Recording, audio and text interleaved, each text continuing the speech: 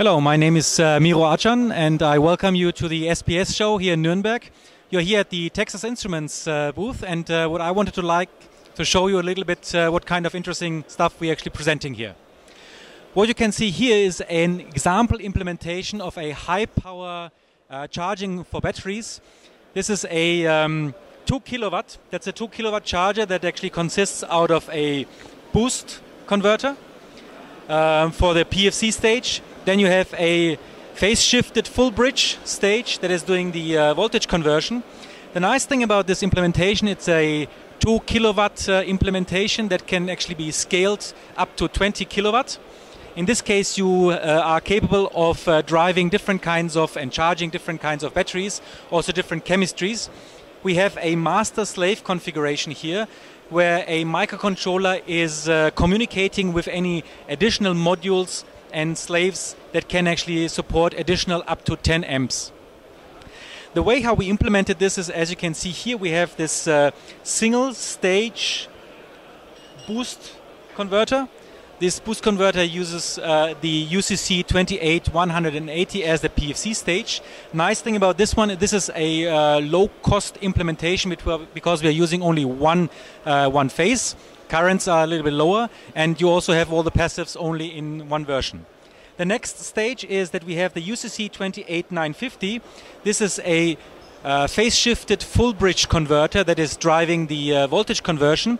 This device has integrated the drivers for the full bridge as well as the drivers for the synchronous rectification, and with this you are able to achieve a very high efficiency of the overall system. The complete system here has a maximum efficiency of 94%, which at the 2 kilowatt is a very high efficiency, and this is measured from plug to plug. So basically we really have the complete efficiency level of 94%. Additionally, what you can see is that we are using several TI components that are realizing the overall system, also including a low power microcontroller that is doing all the necessary monitoring, diagnostics and master-slave communication using a CAN bus interface. As you see, this is an example that we are using for charging batteries. For example, batteries that you can find in forklifts that have a very high power requirement. And with this I would like to show you also something that we have in lower power levels from Texas Instruments. And here on this side we see the small power levels that I was actually referring to. You see example implementations that go into programmable logic controllers. And one of the most requirements that you see is that you're requiring an isolated low power DC-DC converter that is implemented to power the input and output modules that you find in PLC systems. Here what we see is a very small and very flat isolated DC-DC converter providing 1 watt of power on the secondary side from a 12 to 36 volt input voltage.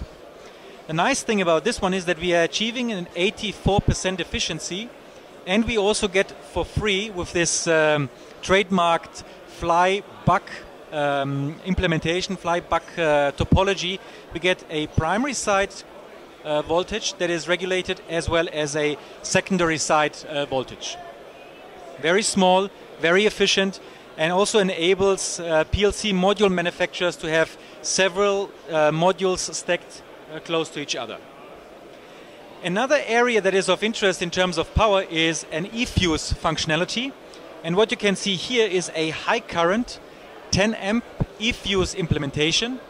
What we are using here is we are getting rid of very lossy diodes that you will typically use in order to have back-to-back configurations and back-to-back protection.